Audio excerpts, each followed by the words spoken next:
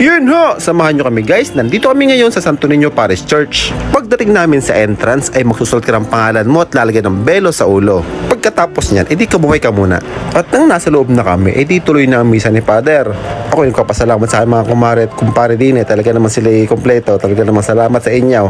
At pagkatapos basbasan ng holy water ni Father, ay hahawakan nila ang ulo ni Beauty Queen number 1 at sasabing magbabayit na nine. Tatlo nga palang kukumpilan sa aming pamilya. Si Tita Glesh, si Kisha, tsaka si Beauty Queen number 1. Yan si Kisha.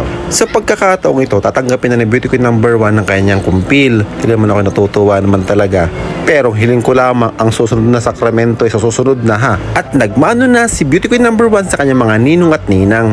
Ari nga pala mga Beauty Queens, magaganda na, mababait pa. Pangatlong magulang kung tatawagin sila, mga umpi kung sa Tagalog. Mga katuwang na mga magulang na hubugin ng isang bata para maging isang mabuting tao. Maging inspirasyon, idolo at tagapayo. Mga huwaran hindi lang sa akademiko. Huwaran lalo sa pagiging mabuting tao. Salamat ulit Panginoon at nagkaroon ako ng chance na makasama si Beauty Queen number 1 sa kanyang kumpil. Naway isa puso mo lalo, anak, ang pagiging Kristiyano. At ikay magbabait, ha?